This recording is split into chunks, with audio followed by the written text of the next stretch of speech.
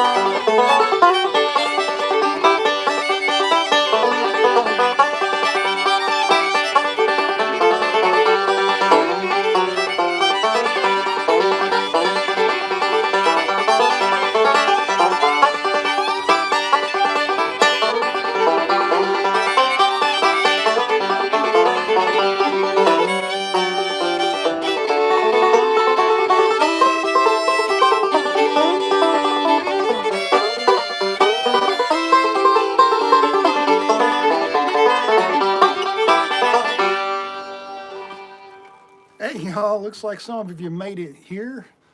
I'm going to be looking this way just to kind of see what y'all are saying because I can't read the little tiny screen up there. All right, let's see who all's here and how many of you are here. Well, we got 30 something. That's good. I know it's early in the day for some of you folks, but some people are still in bed. All right, so cool old tune called Whistling Rufus. I got John Boulware. We got Maisie here. Come here, Maisie. Yes, say hi to the people. And we'll do us a few tunes and talk a little about what happens with the whole fiddle banjo thing. And I'm going to ask y'all, and you can leave it in the chat here if you want. What makes this so good? What is it about this? What is it about this that makes this cool? I mean, people want to hear it. I mean, right, for sure. John and I played a lot of music together, and we'll go out, and whenever there's a fiddle banjo number, people dig it. I mean, they always do, yeah. And it's not always something that you see, but there are some bands that will regularly put in some kind of fiddle banjo thing. I mean, even if you look at Third Time Out, they're always doing some kind of, like, even if it's just a portion of a song, they have some fiddle banjo stuff. I play in a bluegrass band called Bent Creek, and we always make sure every show that we do that we have one fiddle banjo number on there just because it's cool to play. And people do like it. And they do. Why? I mean, what is it? I mean, I know I like it. You know, so when we do this stuff, I mean, I enjoy it. I get a kick out of it. But what is it about it that, I mean, is it the sparseness? Is it the... I think it is. I think if you see it in the middle of a bluegrass show and you have, like, say, a regular 5-piece bluegrass band throughout the whole show, and then you have one song that's just reduced to fiddle and banjo, it's a nice change of scenery from kind of everything else that's going on for the show. But also, you know, I could sit down and listen to somebody play an entire show of just fiddle banjos, and we've done it. We have, as a matter of fact. Well, you know, Cushman and Johnny Warren, Johnny Warren. they did an album of nothing but Right. fiddle banjo stuff, and it's really cool. It and, is. and it doesn't. You would think, oh, that'll get old. I mean, to me, it doesn't. But Yeah. you know, that's Could just be because we're fiddle and banjo players, but it's definitely cool to us. And like you said, everybody seems to enjoy it. It's a very common thing. yeah. Steve Allman here, he was saying it's like a conversation between the two instruments. It is.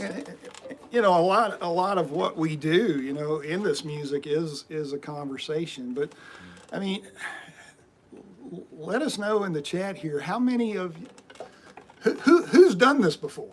Right. I mean, is this a new thing for y'all? Is this something that you're wanting to try to figure out, or is this something that you know you just hear just to hear me and John play, that's cool too. Any of the above. I mean, and we can answer whatever kind of. I mean, you know, what do you want to know? We'll tell you. I mean, it's kind of an open format here. We don't have a script. Y'all know me well enough to know that that's not going to be the case. So, it's kind of cool. Well, I got a question for you, Jim. What is it that makes a cool fiddle banjo tune? Some songs are just really suited well for it. You know, I think that one works out well, but you hear people do, you know, Sally Gooden as a fiddle banjo thing sometimes. There are just some tunes that work really well as fiddle banjo tunes, and some others don't. What do you think it is that makes one? Like, for me, I think good fiddle banjo tunes are not generally straight fiddle tunes. Okay. You know, I think that there are those fiddle tunes that have more quarter notes. You know, Right. there's more open segments. There's more places where the fiddle can play double stops and such as opposed to, I don't know, I was just trying to think of like 8th of January. Right. You know, where that's just like a barrage of eighth notes. Right. Whereas compared to Whistling Rufus or Sally Gooden, I mean, of course, I know for you, Sally Gooden is almost just. Yeah, depending on how you do it, it can just be a barrage of eighth notes. But yeah, you look at something like Little Rabbit. That's got a lot of some of these, and not long pauses in it, but just something to kind of break up the timing a little bit. And when the fiddle melody breaks up the timing, the banjo roll keeps going, and it keeps the rhythm driving. And I think that's what's cool about those particular type of tunes. Oh, here, Josh Atkinson has it's a jam etiquette kind of question. And he says, how do you keep the fiddle tunes out of a bluegrass jam but still allow fiddle players to participate? Yeah, that's Well, the burden kind of falls on you as the fiddler. You got to know bluegrass. right. I mean, Exactly. You've got to know some bluegrass tunes. You've got to know the, you know. Yeah, so there definitely is a kind of difference between your typical bluegrass stuff and just a fiddle tune jam. You know, Fletcher Bright was a very influential fiddle was player about to here in mention town, Fletcher. and I got in so many jams with him where we would just pull one tune out after another that nobody had heard before because we're just fiddle players and we all know all these kind of random fiddle tunes. But it is a little bit different thing than your typical bluegrass jam. If you throw out, you know, some of these kind of, you know, crazy, wonky, backwards fiddle tunes, a lot of bluegrassers aren't going to know them, and it's just going to end up being a jam buster. Yeah, yeah. So no, I think the answer to that is, you know, and we talk about, you know, good bluegrass fiddlers. Right. You know, like locally, I mean, we've got you, we've got Owen, and then we got Meredith who understand the bluegrass genre. Right. Yeah, for sure. But then there's a ton of guys that just play fiddle. Just play fiddle tunes. Yeah. And they're not a lick good in the bluegrass band. Right. Yeah. So I mean, you know, that's just one of those things. Mac McIver, thank you. Y'all look and see what Mac did. Mac used the super chat. Y'all feel free to do that. It helps pay the expenses. Josh, woo, thanks, man. I'll have to split this. Now John can see y'all doing this. Now I got to split this with him. Let's see. How do you play something like Buck Creek Gal? Do you know Buck Creek Gal? Oh, I don't know that one. Well, the way we handle Buck Creek Gal is we just don't play it. Let's see. Let's see here. I'm a banjo player in New York City. I'd love to start playing in jams. How many tunes should I have under my belt? It's not a matter of number of tunes, but it's really a matter of understanding how the music works. I mean, look, I've been playing since 1977, and if I go to a bluegrass jam, I'm going to hear songs that I've never heard. Yeah, I mean, exactly. or I'm going to hear a song I've never played. So it's important to be able to just figure that out. So how many tunes should you know? As many as you can. But I think I went to my first bluegrass jam. I've been playing maybe 8 months, and I might have knew, as far as tunes went, I might have knew half a dozen tunes. Well, but I had figured out in the meantime how to hear the chord changes and just play a roll along with the song. So I could jam. I may not be able to take a decent break, but I could jam with anybody. You know? Yeah, Jim and I are both teachers, and I know that we both use songs to teach how the instrument goes. Right. And one of the things that students want to do in the beginning is just learn enough songs or learn the right songs so that you can go to a jam session and participate. And a lot of times I get people who move here from out of town, and they say, "What are some tunes that y'all play around here?" And the answer is you can learn however many tunes you want to, but the fact is that you're going to run into songs that you don't know.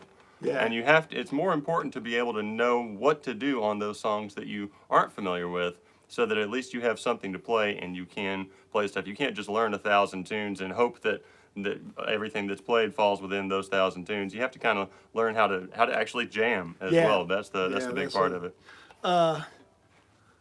Mark K asks, what song would you recommend for a first fiddle banjo duet to try? Well, I've got my own opinion of that, but right. there's recorded evidence of Sally Gooden, and Right. that should be a banjo tune that you're familiar with, and most fiddle players are going to be familiar with it. Right. If they've studied the bluegrass genre at all. Exactly. And so that's a good one to try.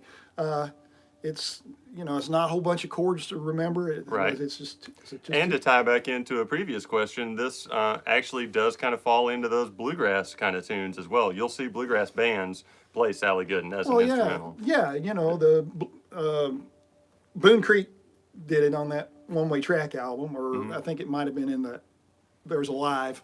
They do it, and then J.D. Crowe. Yep. There's just tons of that available. So Sally Gooden's a great one to start. It is. And fiddle players are going to like it. It's key A. I don't know what it is. Yeah, Josh mentioned something about fiddle players only ever want to play in D and A. Yeah, that's fair. That's fair. It's almost like fiddle players, Josh. Yeah. But yeah, it's. I've always liked Little Rabbit as a good fiddle banjo tune as well. It definitely Third Time Out recorded it on Live at the Mac as a fiddle and banjo tune, and it worked out great for that. And before they did it, Paul and Earl did it. Yeah, back in the day. And we've done Absolutely. Little Rabbit. Played it all over Ireland. Yes, we did. We played it so much we started messing with it. Yep. Maybe too much. Let's see here. Do we know Look Down the Lonesome Road? I don't know that one. DJ Ingalls, thanks, man. Hey, appreciate it. Play Little Rabbit, Ryan says. All right, not too fast. I'm Here just to waking up. Today. Well, do I have to? Yeah, Can you play? fiddle players. I mean, Can you play it in B flat? I could, but it would not be as good.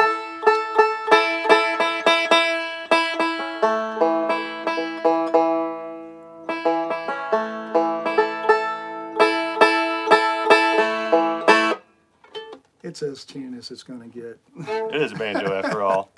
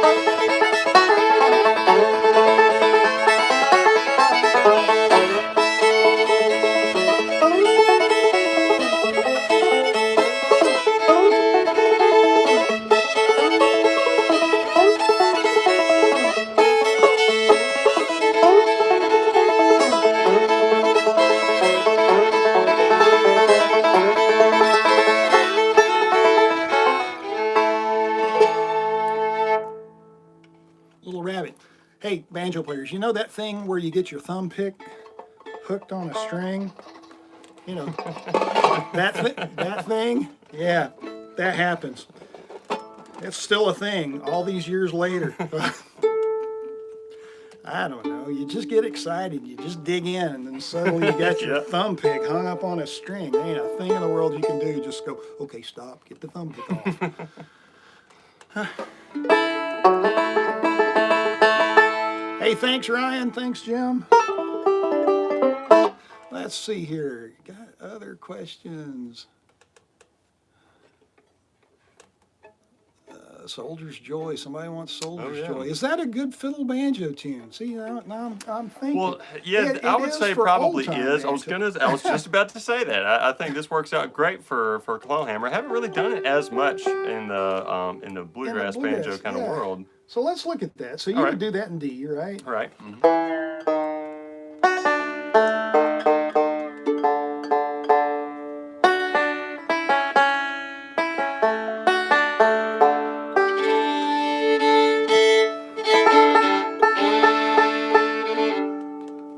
So, like playing, like a lot of old time stuff, you're gonna have to spend some time in D. Right. My solution to that in a bluegrass setting is I capo, play out of C. I've tuned down to well, capo off, that'd be a C, but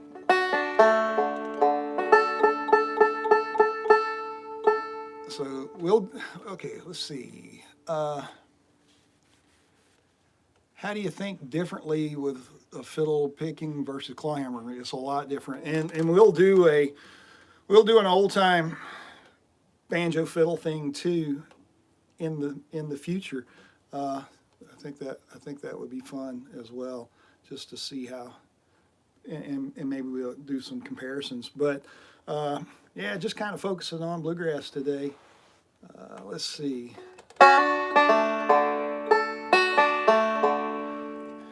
Oh, hello down there in Brazil. Got them all over. Awesome.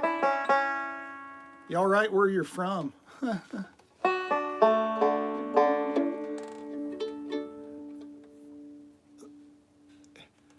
Oh. Well, hello to Ireland. Hey, did you come to any of our shows when we were over there almost 5 years ago? Yes, it was, yeah. Was it 5 years ago? Wow, it was pre-beard. Yeah, I guess so. Soldier's Joy. So this is, I don't know if I've ever done this as a fiddle banjo duet as a bluegrass thing. So we got Arizona, Ireland, Brazil, South Carolina, Illinois. Wow. All right, let's do a little Soldier's Joy. All right.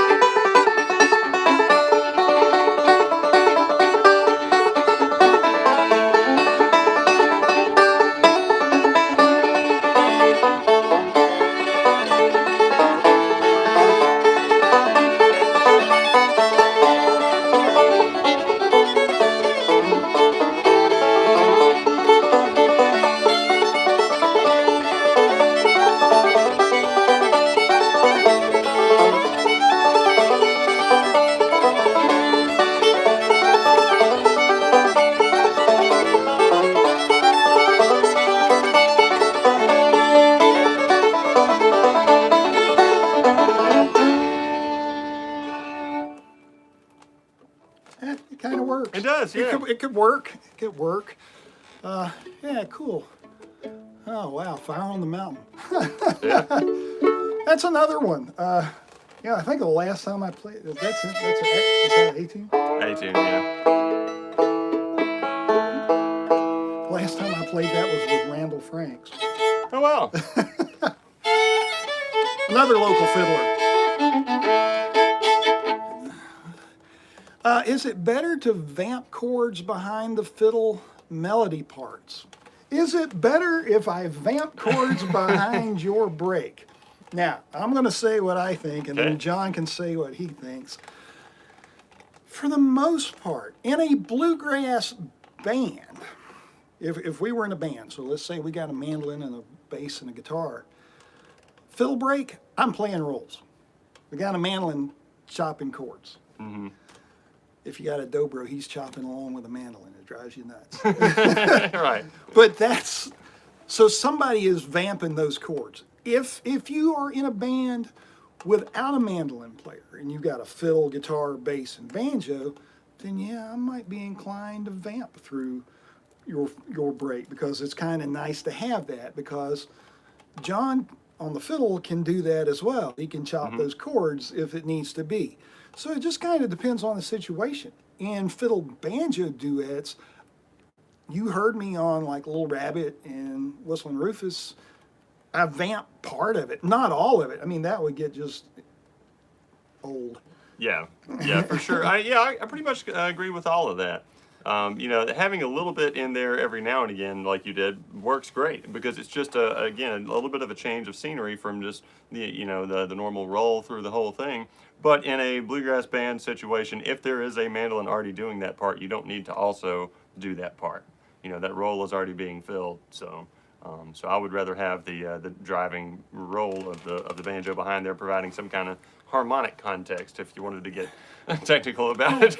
And as far as what you need to be able to do on the banjo to do this, not a whole lot. I mean, if you know a 2-to-5 slide,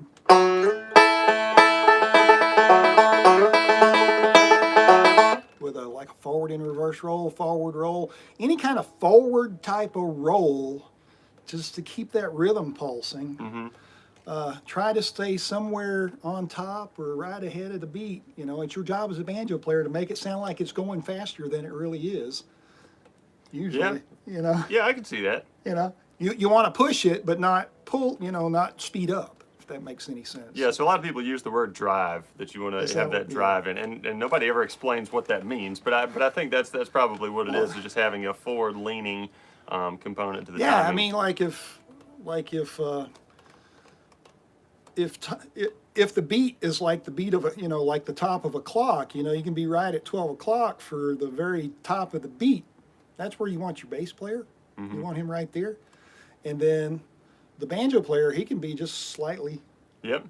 he can come in right before the bass player, and the fiddle player is going to be somewhere in between that, depending on what part of, I mean, he can play, if we're playing some stuff, he could actually play just slightly behind that just for effect, Right, and for, obviously for different kinds of songs, where you want to land in that beat is going to change. But for fiddle banjo stuff, I think, leaning on the front side of the beat or playing, just rushing just a little bit, actually works out pretty well. Yeah. Jim Newton asked me about pull-offs. Yeah, just keep after them, man. Pull them off forcefully. Just keep them clean. You do pull-offs on the fiddle? Oh, we do, but they just sound like, it's just... Yeah. Let's see. Chicken reel. I don't know that I ever played chicken reel. Really? I mean, I play old-timey, Right. but I've never played it bluegrass style. And let's see. Oh gosh, we got 2 requests for chicken reel. I would say that chicken reel might actually fall into that category of tunes that aren't necessarily suited super well for a fiddle banjo kind of thing, just because the melody is, like you were saying earlier, just a whole bunch of eighth notes, and there really isn't a spot in there for these kind of Play a extended little things. of it if you. It'll be a good A? contrast. Is that A? It's in D. It's in D. Okay. Fiddle players, if it's not A, it's D.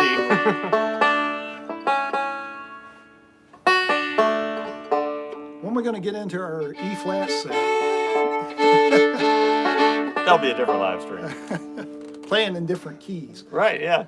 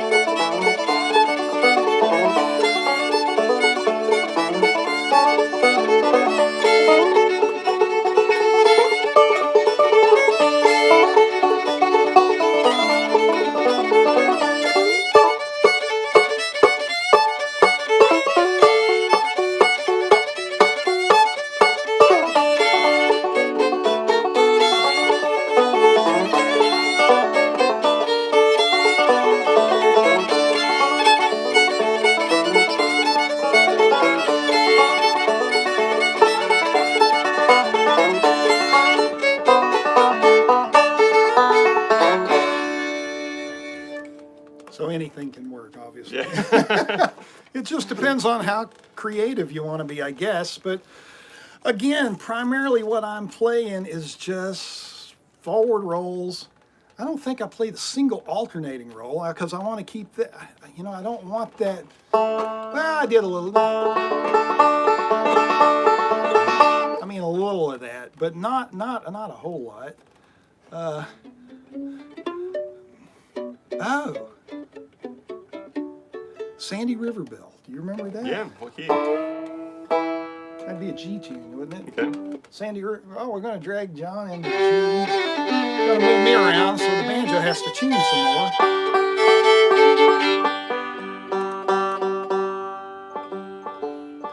I'm assuming y'all can hear okay. Last live stream I did, we had a little hiccup with the audio. I was listening to music over one of my Bluetooth speakers. I forgot that it acts as a microphone. I had it sitting across like the other side of the room, and people going, "Sounds like you're in a cave." I was. Yeah. Good. All right, Eric. Thanks, man.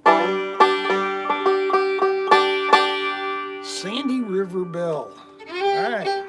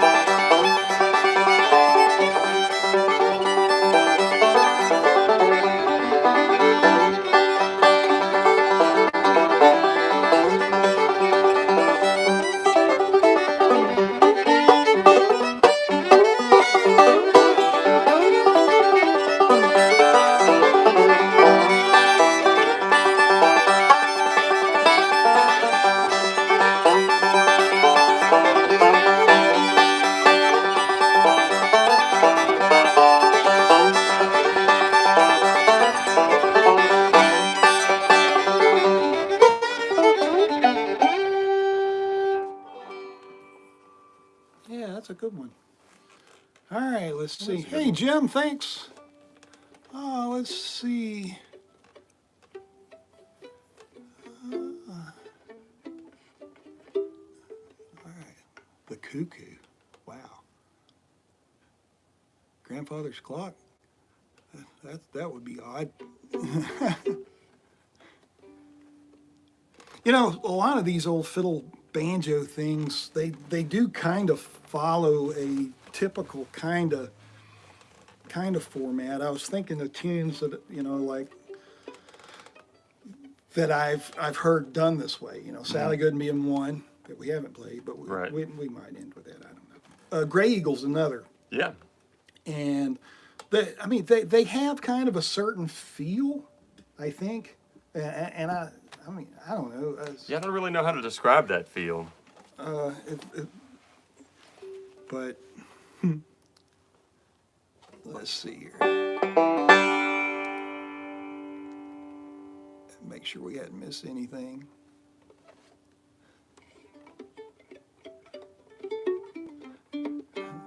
Somebody asked about John Hardy.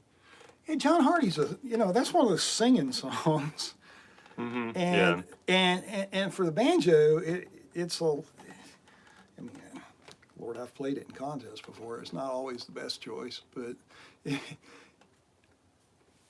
However, John Henry actually makes a decent fiddle banjo tune. Yeah, I've done that with some people before. Yeah. The biggest challenge of playing with other musicians. Other musicians? Yeah, it's definitely the other musicians. That's the big. Well, I mean, lately it's been playing with other musicians. Right, That's the yeah. challenge, being able to get with other people and play. I mean, we had a year of where we just didn't play. Yeah, and just wasn't we a all thing. sat at home and watched Netflix and didn't practice like we should. Right. It's like, I mean, we all go into it with the greatest of intentions and come out of it binge watching Netflix. But yeah, playing with other people, I mean, is all the dynamics of dealing with other people. But once you find folks that you like to hang out with and folks that you are similar page with musically, where where you listen to the same stuff. Mm-hmm. I mean, like when I started playing with John a few years ago on a regular basis, it was cool for me.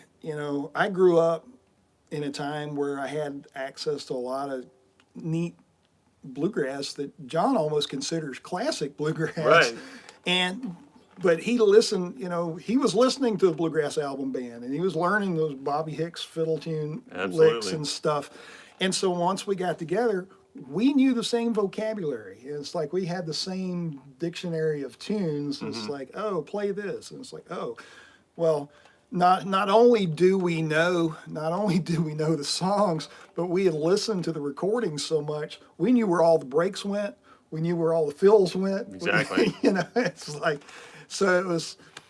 I mean, there's a certain amusement to being able to sit and think, hey, let's do like we did Wall Around Your Heart on our Ramblers album, and it's very much like a bluegrass album band. It is. I think everything is laid out almost. I mean, the notes aren't the same.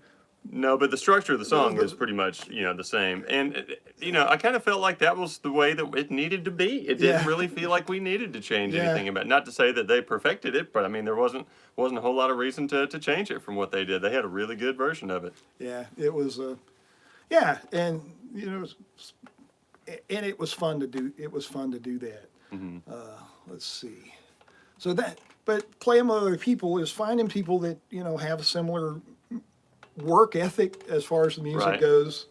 It's cool to play with folks that are just out there just to have a good time. Right. They have no aspirations of being a great musician, but they want to play some tunes and they have a good time doing it.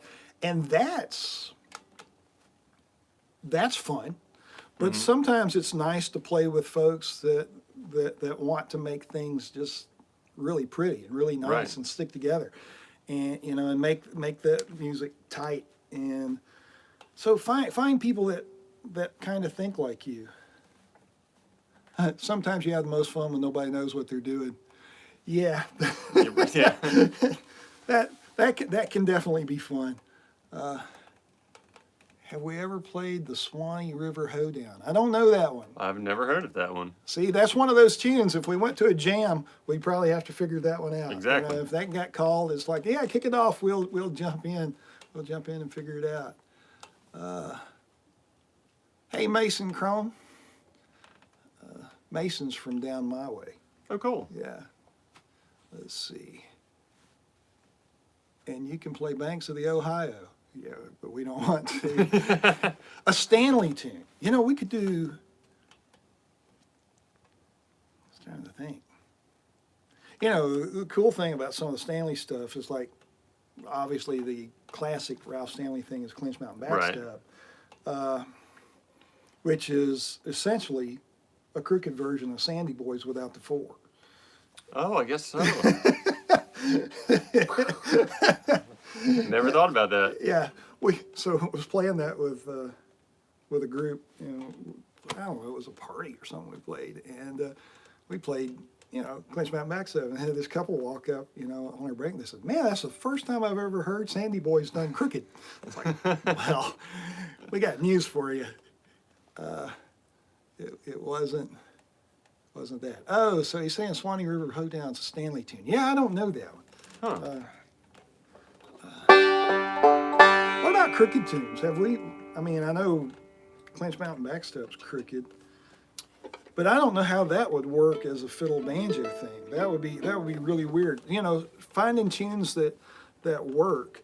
Yeah, sometimes just by necessity of a fiddle and banjo being the only two people there, sometimes you get some tunes that end up being fiddle banjo tunes that aren't necessarily. And I feel like if I've done Clinch Mountain Backstep as a fiddle and banjo thing, it would be just because the rest of the band wasn't there. I would want other people in the band playing along with that one, or it just doesn't quite have the same feel to it. Yeah. Oh, Dimitri. Okay, I'll have to check that song out. Hey, Lazy Lee in Great Britain, UK. There's a British flag. It's Union Jack. I don't know where they're from, but they got a Union Jack. Yep.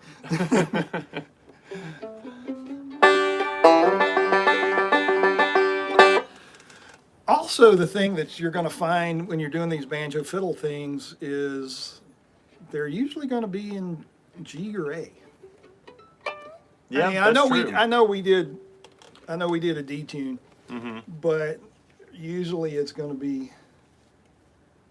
And yeah, I think that's just kind of the common ground between keys that are easy on banjo and keys that are easy on fiddle. Just kind of, or not necessarily easy, but just working out well on both of those instruments. G and A obviously work out great on a banjo, and A works great on a fiddle, and G's not bad either. But on the banjo, playing in D and playing some clever backup and some cool licks in D is, it's doable. Obviously we did it, but it's definitely easier in G positions. I get this question a lot. So it says, hello from Central Massachusetts. I play guitar and been thinking about learning the banjo. How long would you say it should take me to learn? Oh, I don't know, afternoon. Between an afternoon and a lifetime. So Yeah, something like that. somewhere in that range. Well, it just depends on where you are with guitar. I started out on mandolin, and I played mandolin, then guitar, and then we had a banjo laying around. So I already kind of understood how chord changes worked. So I didn't have to learn that aspect of it. So I was mostly learning right hand. Left hand is all kind of the same. Different chord shapes, but it's still. You fret a note with the left hand, pick it with the right hand. Precisely. It's not rocket surgery, It's so I kind of picked up banjo fairly quickly because I already played guitar and mandolin. But I have students that start out absolute blank slate, no musical experience, and they learn. They can play Cripple Creek in a couple of weeks. It's not going to be a great Cripple Creek, but it's Right. going to be a Cripple Creek. So yeah, give yourself. I mean, depending on where you are, you could literally play first 2 or 3 songs in a month or two. You know, it might not be great. And the tip that I can give you, this will serve you well, and to anybody else that plays other instruments that's coming to banjo, it ain't a guitar.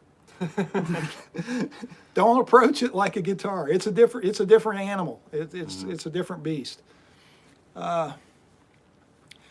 Acoustic Idaho asks, Jim, who's your favorite banjo player? And John, who's your favorite fiddle player? And who are our biggest influences? Okay. Well, so it depends on, like, in the context of fiddle banjo stuff. Stuart Duncan did a version of Whistling Rufus, I think, on his album that was a really, really good fiddle banjo kind of thing. So I like the kind of stuff that he does on the fiddle banjo type thing. But of course, you can't go wrong with the whole, Johnny Warren, Charlie Cushman kind of thing, that older style as well.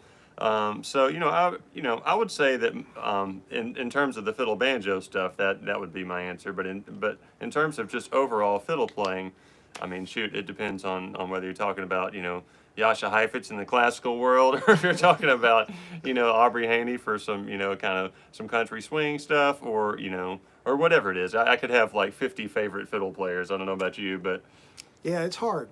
Who's your favorite bluegrass fiddler? bluegrass fiddler, Just Kenny straight- Baker. Kenny Baker. Yeah, if I could only narrow it down to one, it's got to be Kenny Baker for Yeah. just overall bluegrass stuff. Yeah. And me, obviously Earl Scruggs. I mean, and as far as biggest influence on my playing, biggest influence on any bluegrass banjo player's playing is Earl Scruggs. Period. End of story. Yeah, we got some Don Reno guys, right? Like Brian, Right. We get a good friend of ours, Brian Blaylock, right here in this area is as fine of a Don Reno style banjo player as you'd ever encounter. Right. And I would say that Brian's biggest influence as far as banjo players was Don Reno. It's got to be Don, yeah. But I mean, Brian's the odd guy. I mean, as Sure. far as bluegrass band, another guy that you're going to start seeing more of. He's playing with the Price sisters now. Is Trevor Holder, and I started Trevor out and poured as much Earl into him as I could. But now Yeah. he's gone off the deep end. I mean, he's playing all the Don Reno licks, and it's really cool what he's doing. But for me, definitely biggest influence was for sure Earl Scruggs. Second influence was Ralph Stanley. Those were the albums I had when I was starting out. I had Earl Scruggs albums and I had Stanley Brothers albums. Flat Scruggs, Stanley Brothers. That's what I had. And so I wore those out. It wasn't until later that I had a little bit of my own money that I could start buying other stuff than what Dad had in the record collection. Yeah, you can't help but be influenced by those two players, because if it's not those two people that you're influenced by, the people you were influenced by Earl and Ralph. So it's like if you listen to JD's playing, you hear a lot of Earl in there. So you can't get away from them. Dimitri asked, do you know how to play You Piney Mountain? Oh man, it's been a while. That was one of those Fletcher tunes That's that a he would just Fletcher. pull out somewhere. Yeah. But it's been so long, Yeah. I couldn't I mean, remember that Fletcher one. would name tunes. We would sit and Fletcher would name these tunes. It's like, dude, you're just making this up. Right. For real. There's no way there's a tune named that. Yep. And then he would give you different examples of, well, the Art Stamper played it like this. I learned it like this from, and it's like, Yeah. oh, really? Here's the Byron Berline version. Yeah, it's like, yeah. Donnie Hawkins, I've just learned Cripple Creek from your videos. Any tips? Keep picking, man. Just play a lot. Play every day. Play every day you brush your teeth. That's That's a good way to put it. That's kind of the rule. No, just play a lot and don't quit there. Continue with that series of stuff. A lot of people will go through those first 5 or 6 lessons that I've got on YouTube, and then they'll say, oh, I can play Cripple Creek. I think I'm going to learn, I don't know, something from Bela Fleck. And it's like, Right. nope, you're not ready for that yet. Wait till you're bigger. you know. And so that came up in a discussion in some comments recently. Was, you know, it's just like it's hard for me to tell y'all to, whoa, hold up, don't jump into that yet. You got a whole lot of growing to do musically before you go buy that Pat Cloud book and think you're gonna, you know, open up the key to the 5-string banjo. It's like it takes a while to get to a quick story. I was a kid, I was learning to play, and my mother bought me an Alan Mundy album. Banjo Kid Picks Again, I think is what it was. And she brought it home, I opened it up, I put it on the record player, and I listened to it, and I thought, there's just no way. I mean, I know it's banjo, but I didn't even have the slightest clue as to what was going on. And so my mother, being the savvy shopper that she was and negotiator, we put it back in the package. She took it and returned it. I didn't even know you could return a record, but my mother did. And it was years later that I repurchased that album. But so be aware of what you're capable of doing and really hone those skills. Let's see. Can you play a sad song? You know, one of the things, Roy Curry, a friend of ours, guitar player, we talk about Roy. Bluegrass, you know, people talk about it. You can't play a sad song on the banjo and all that. Yeah, maybe. But, you know, so much of bluegrass has a very angry feel to it. It's a lot of angst. Yeah. A lot of aggression. It's aggressive. It's aggressive music. It's like, it's aggressively happy. I guess, yeah. It's like angry, you know. Let's see. Can you play a sad song? No, but maybe angry. Let's see. Do I plan on teaching House of the Rising Sun? It's never come up in a jam for me. You know, I know that the Seldom Seen did it. Yeah. But it is one of those ubiquitous songs that across all styles of music, somebody has recorded House of the Rising Sun. But like you said, it never really comes up. Yeah, I mean, if we carried that to Wednesday night picking, you know, you'd have to wait till the end of Wednesday night picking where all the pickers left and you just got the guys with the guitars. And then you could roll out House of the Rising Sun. It'd be great. But it would, you know, so I probably won't, because I'm not even, is it a 6/8 song? I think when the Scene did it, they turned it into 4/4. Okay. See, what's my opinion on Jens Kruger? Oh, awesome. He's an alien. I don't think he's even human. He's amazing. Yeah. What tune works the best when we play together? Ooh, I'm sorry not to horn in here, but talking about fiddle banjo stuff, one of my favorite fiddle banjo performances was at the Three Sisters Festival several years ago. The Kruger brothers played, and Michael Cleveland had played the night before and decided to stay over. He stuck around. And Michael Cleveland got up and played a fiddle banjo version of Sally Gooden with Jens Kruger. Oh, wow. And just blew the, it was outside, but they, you know, if there were doors, if there were doors, they would be blown off the place. Man, it was so good. It's one of the best performances of music, period, that I've ever seen. And you know, maybe, you know, I'm biased towards the fiddle banjo thing, but that would be, if I could have recorded that would be the most perfect example of just a barn burner fiddle banjo kind of thing, because Michael is a pretty fast, aggressive kind of player. Definitely aggressive. And Jens just matched him note for note on everything, and they just really locked in the groove. Let's see. That mark on my banjo where you put your fingers, does it have a reason? Yeah, I wear the frosting off the head. This coating is just sprayed on here. It's just paint, I guess, of some sort. And as you touch it, it wears off. And you know, y'all know me, I don't clean anything. Could wipe the tone off of it, but no, that's used to be white frosting there, and now it's just, you can see through it. If I take the resonator off, you can just peek through there. It's just clear. So no story behind it, but that's what happens when you play a lot. Mm-hmm. You'll see some pickers, I mean, they'll have that whole spot be wore completely out.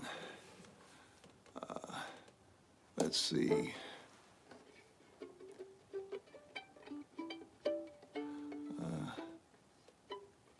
What's the difference between an RK R35 and an RK35BR? They're the same banjo. The RK35 is, well, I didn't bring it, but it's the same. Yeah, if it's RK35, whether it's a RKR35 or RKR35BR, same banjo, same banjo.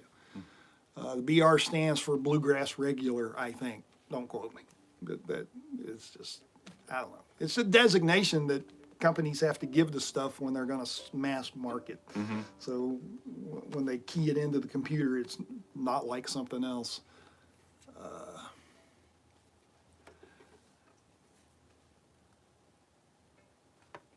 John Tripp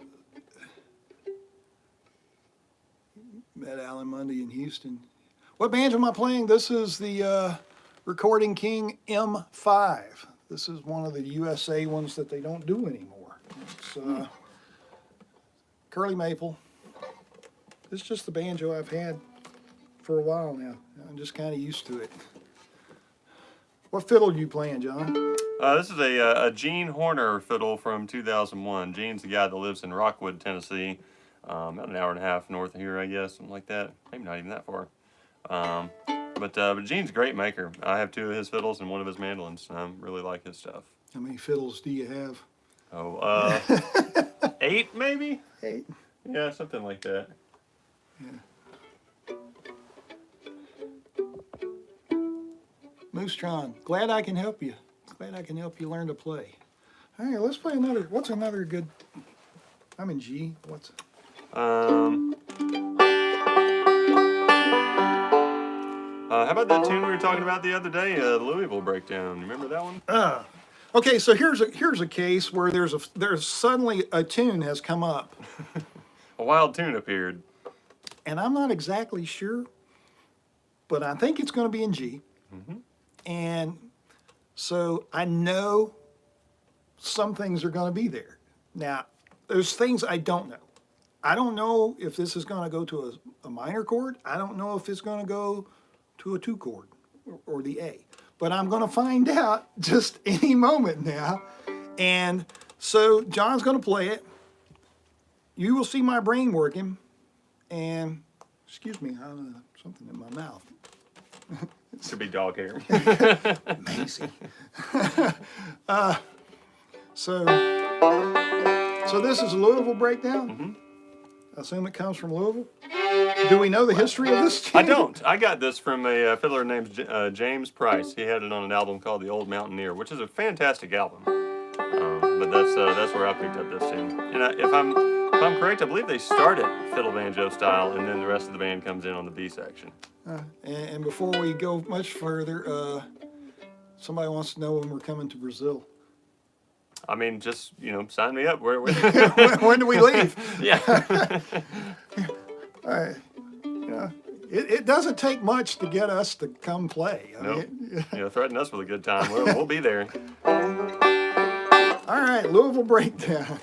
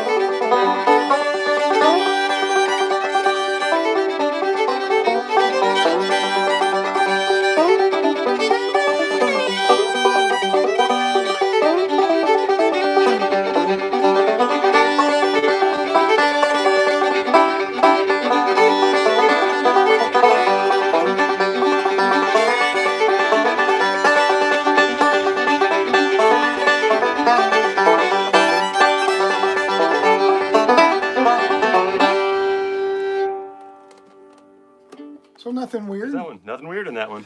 But there is. There is. It's a rhythm thing. It's like, it feels like, and I don't think it does, but it feels like it has an extra measure at the end.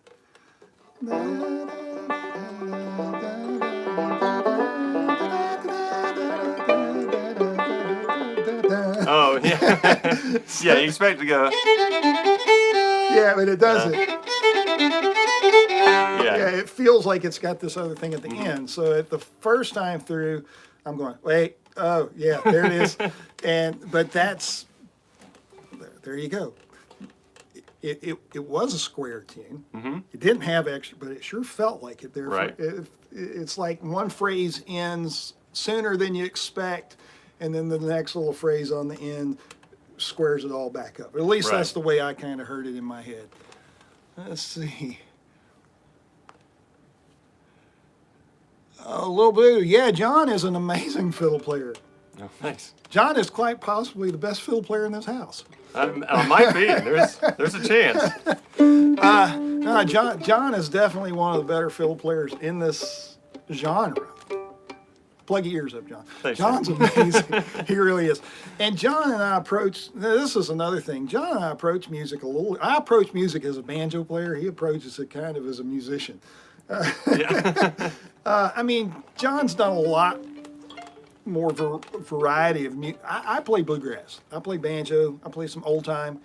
And that's about it. John plays classical. He plays swing. He plays jazz. He plays... Done some rock stuff. Yeah, John's played everything. So his...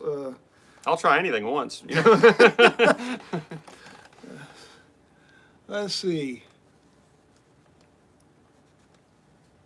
Mason's been playing fiddle but 4 years and never got very good at it. John does lessons. Sure do. Do you do online lessons? I actually do. Yeah, that's something that I started. I had done a couple before, but obviously during the pandemic, that was kind of what kept me going through it, was just the online lesson thing. And it doesn't, you know, it's not as desirable as an in-person lesson, but if you don't have that option, it works out great. Some of the stuff that I've done in the past, I had a student in France. Obviously, he's not going to commute to Chattanooga for lessons every week, so teaching people across the pond works great for that. I had a student in Florida, had one in New York. You know, so it's worked out well for you know, for the distance commutes as well. So how can they get in touch with you? JohnBulware.com. JohnBulware.com. Or they can look, y'all look at John's shirt. Actually, that's my other website, which you can get to from there. Music Theory for Musicians. It's a site to learn the beginning phases of music theory without having to be intimidated by reading sheet music or, you know, all the other kind of things. There are some building blocks that are common to all styles of music and all instruments, and that's basically what we go over. That side is just the initial building blocks that you need to know to play music with other people. How long have I been playing the banjo? Well, we started about an hour ago, something like that. I started playing banjo sometime in 1977, so long enough that I'm almost embarrassed to tell you how long I've been playing, because I feel like I ought to be a whole lot better than I am.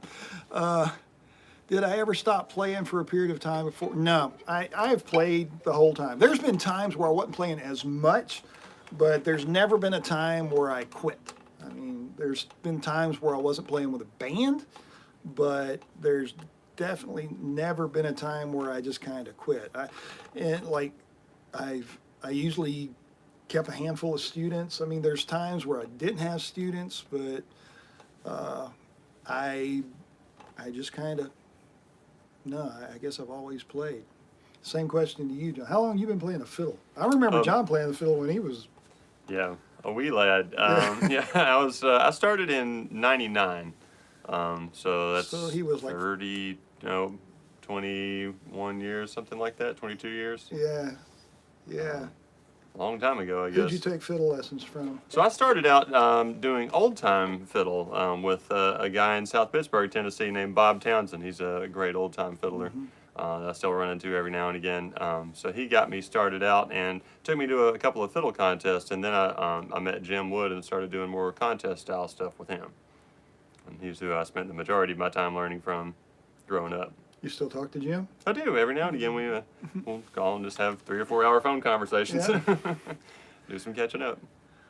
What's the difference between Scruggs style and Stanley style? Well, Scruggs style is mainly thumb lead. I mean, most of his melody he's getting with his thumb. So we can use Cripple Creek as an example. So thumb.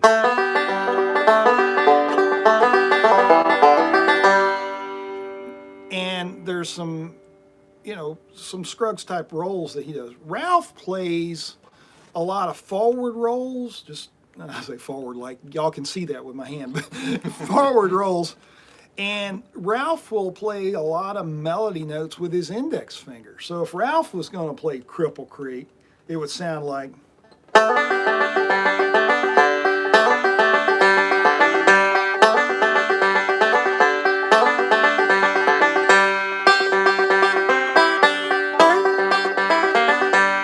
Sounds something like that, where Earl plays Ralph.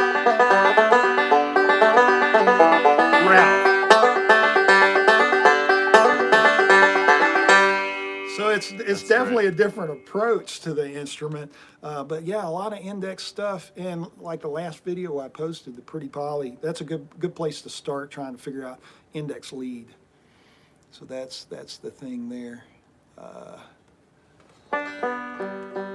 I'm way out of tune. Why are long neck banjos not very popular? Because they're just not. I don't really have an answer. But like the Pete Seeger long, they were super popular in the 60s. And John Hartford did some stuff on those. But not like the extra. John had a bigger banjo, but like the long neck is like it's got 3 more frets up here. Oh wow, okay. Yeah, it's very. So it's not very just a deeper tone and everything. It's a very Pete Seeger kind of thing. Okay. Play Cumberland Gap. That would be a good one. Yeah. Is that a D tune to you? I do it in G.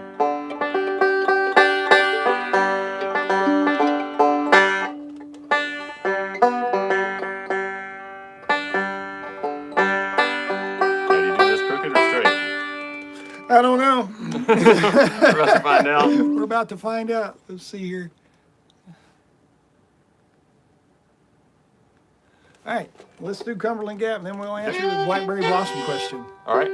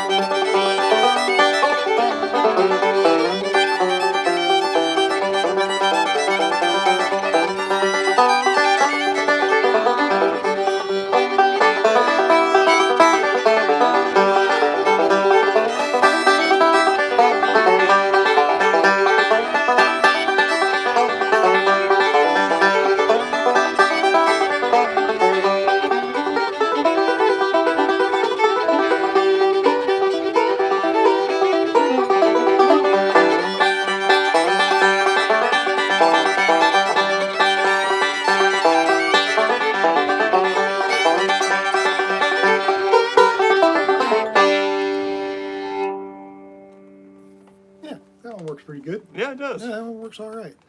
I think a lot of tunes like that Cumberland Gap, I mean, it's got lyrics. Right. And so it has to be able to be sung, which kind of lends itself to the whole fiddle banjo thing because you've got long notes Right, exactly. to my eighth note rolls. And Right. It kind of creates kind of neat little sound. Somebody asked, are there any bluegrass songs that have more variations than Blackberry Blossom? Yeah, I'm sure. I mean, I don't know what you mean by variations, but I mean, Blackberry Blossom, that's one of those tunes. If you get around fiddlers, you got to ask them which one. Oh yeah, there's the minor one too. Yeah, which one? But yeah, I mean, there's tons of that stuff. Do you have a beginner? The video for a beginner learning to play with a metronome. I don't. I have a confession to make. Yeah. I don't use a metronome. I never have. I mean, I did when I was in middle school, elementary school band. My mother bought me one of the little Seth Thomas metronomes. I've still got it somewhere, and obviously had to use it for that. But when I started playing banjo, I mean, I learned my rolls, and then I started playing with recordings. So I primarily practice with recordings. So I don't really practice much with a metronome, but I have learned and this has only been in the past year or so working with a metronome, just because people ask me all the time.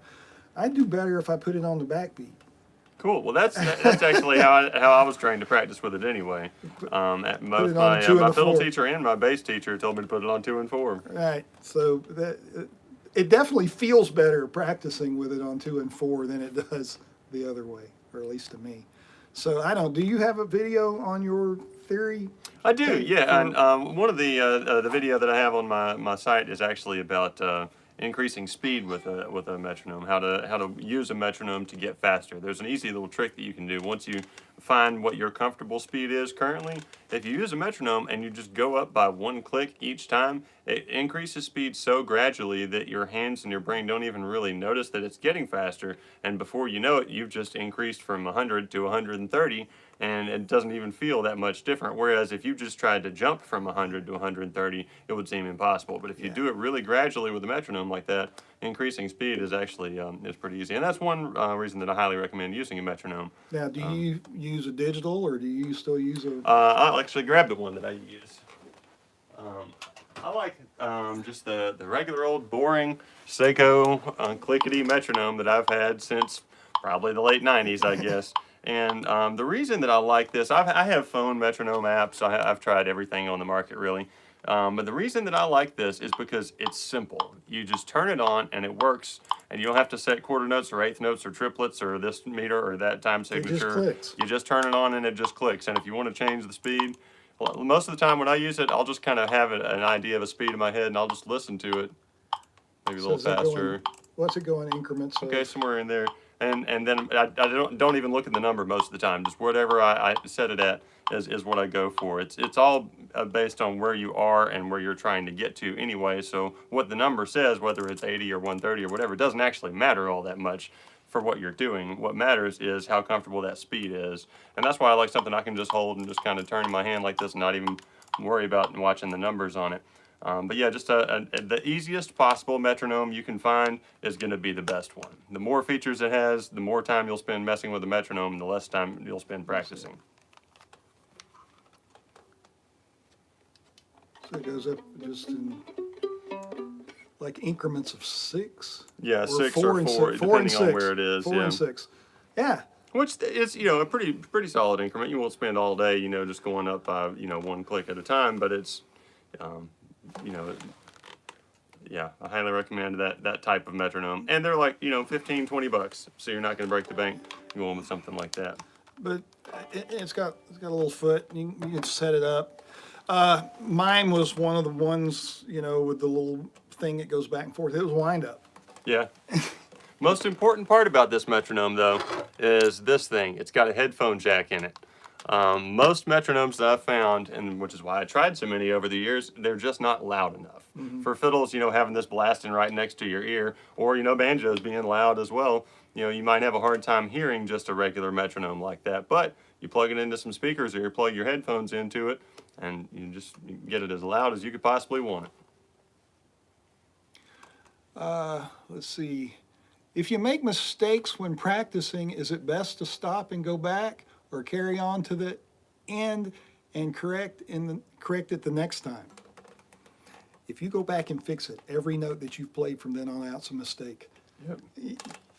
Let the mistake go. And yeah, even if you're practicing, because if you get in the habit of stopping to fix it, when you actually sit and play with other people, you're going to find that you're training yourself to stop and fix it. Don't when you If you have a mistake that you keep making over and over and over, well, then it's time to stop and go back and see what was going on and see what the actual mistake is, clear it up, smooth it out, and then progress forward. But if it's just a little bobble every now and again, it's not worth stopping for. It's not worth training yourself to stop just to go back and fix one mistake that might have just been a fluke. Yeah, let them go. Let them go. It's, I mean, it's like the stuff that we're playing, Don't go back and analyze what I've done. There's a lot of mistakes that Jim has made in this stuff, but the reality, you let it go. It's gone. I mean, there's no way I can go back in time and fix it. And heck, even if I could, I'd just put a mistake somewhere else. I mean, part of creating music is just that. I mean, there's going to be stuff you didn't mean to play. Not necessarily wrong, but it might not be what you wanted. It might not be where you wanted it. But chances are it's okay enough that it's still good. Yeah, mistakes are a normal part of music. A lot of the music that we listen to doesn't have mistakes because in the recording studio, you can go back and just, patch in this one little section. So most of the things that we listen to are, mistake-free. So we expect ourselves to be mistake-free. But the truth is that's just not how music works. Well, it's just like on our Ramblers. There's one thing on the Ramblers album that we did a few years ago. And there's a note that I go up the neck and I hit a note. And that note wasn't noticeably out of tune until I got up into that register, and that note is out of tune.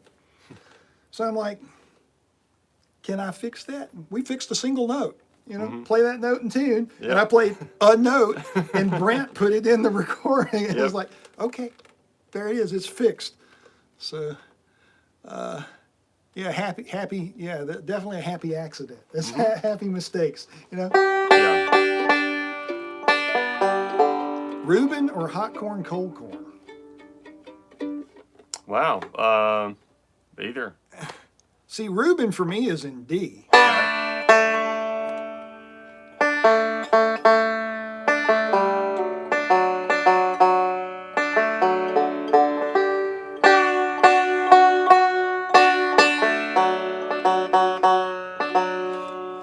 But here lies a problem. While I play Reuben, do I have backup for Reuben in D? We'll find I out. don't know, do I? And so a lot of times, things like this comes up. So now here I've jumped into this thing into Reuben. All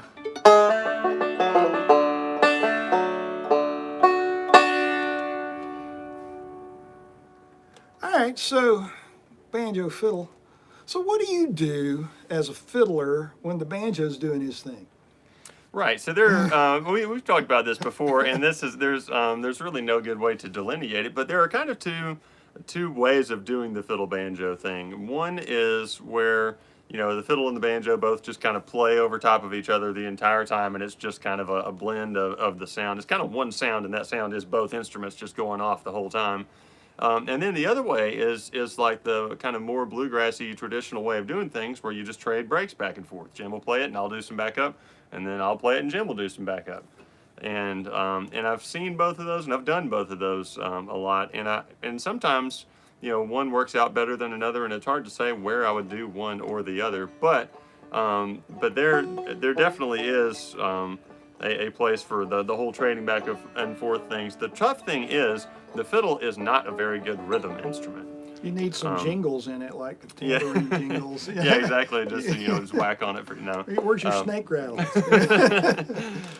So the fiddle's just not a very good rhythm instrument. So the trick is, as a fiddle player, is trying to figure out something to do rhythmically while Jim would be playing. And Ruben, being a banjo tune, might be a perfect example Let's see what of happens. something to do with that. So I'll just figure out something to do while Jim's playing. Are we in tune together?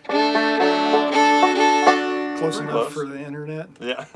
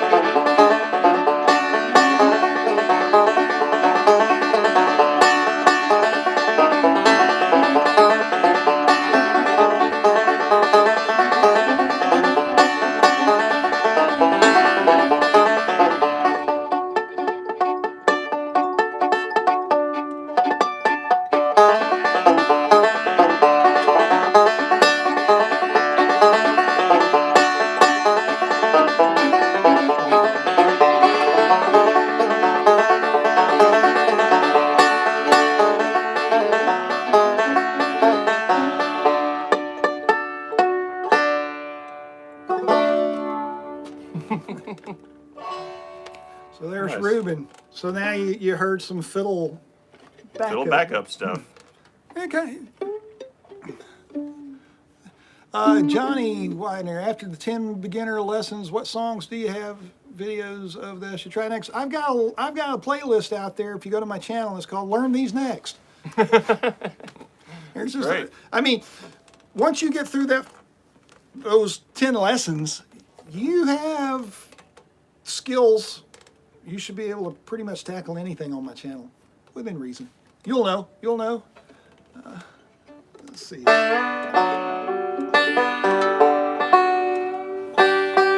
Well, folks, I think we're closer to the end of this segment than we are to the beginning of it. Okay. I think that's something that Fletcher used to say. Yeah.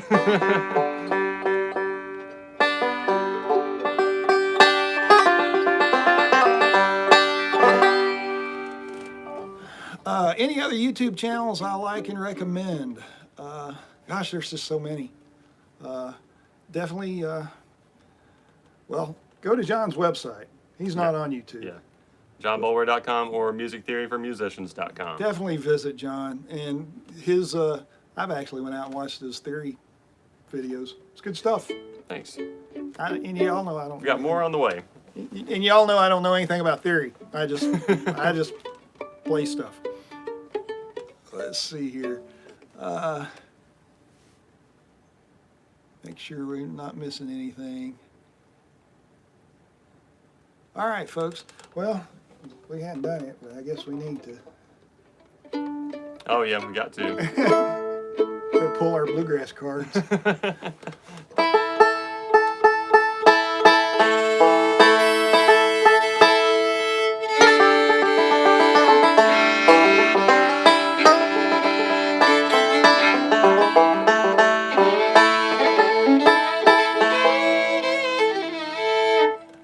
Somebody asked Civil War songs. Oh gosh, I have no idea. Yeah, that's a solid question. Actually, way back in the day, I used to play in a Civil War reenactment band, and we did some stuff, but I don't even know how that would fit into the fiddle banjo world. I don't know that we had a banjo in the band. Interesting. I mean, I know fiddle banjo kind of happened about that time. Right. You know, fiddle banjo duets. Here's you a bit of trivia. I'm not going to explain none of it. But fiddle banjo duet was born on the streets of New York. So. Alrighty. Never expected that one. No. There you go. There's some history to look up. All right. Well, folks, we're going to close it out of here with this one, and then thank y'all for coming out. Y'all stuck around. You've endured this way better than I thought you might, but y'all are awesome. Thanks for coming. Thanks for watching. Thanks for the super chat donations. That's great. Don't forget that's still a thing. Y'all can do that as we close out. Just helps feed these pets. This dog Maisie, I mean, she may lay around a lot, but she's a big dog. She eats a good bit. She eats as much as I do, probably. Yeah. Well, she's giving me the stink eye. All right, let's see. Well, that's okay. I know you just got here, but you can. This will be out here until somebody deletes it, and it's not going to be me. So. All right, folks. Well, the reason you're here was Sally Gooden, and we'll just play it. Do you do anything weird? Nope. Do you do the minor thing? We can. I mean, you don't have to. I just wondered if that was standard fare for you. So this is one of these things that you kind of need to know going into Right. a tune.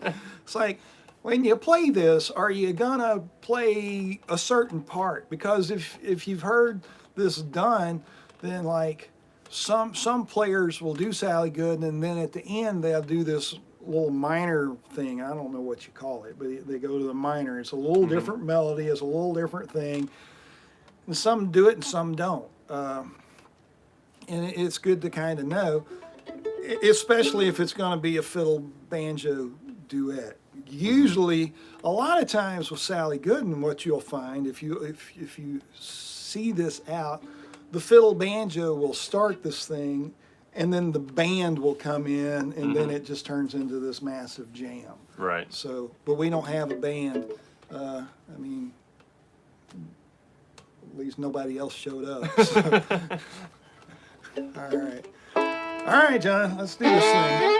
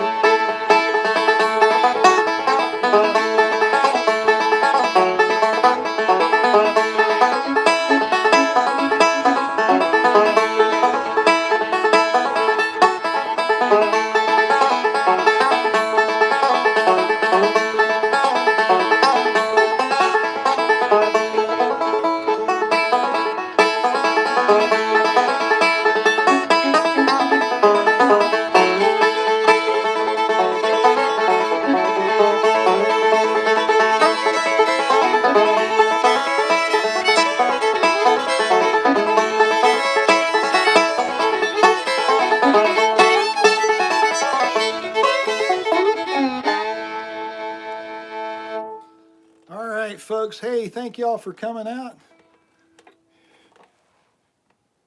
Hey, from that, I don't know how much that is, but that looks like a lot. I guess when the exchange rate hits, we'll figure that out. Yeah. Hey, I appreciate that. Yeah, that was Sally Gooden. Y'all, that was great. I had a ball. John, thanks for doing this. Absolutely. Thanks for having me, Jim. Well, thanks for hosting it. Thanks, Maisie. Yep. She's been excellent. All right, folks, we'll see y'all in the soon. Let me figure out what button to hit. Bye.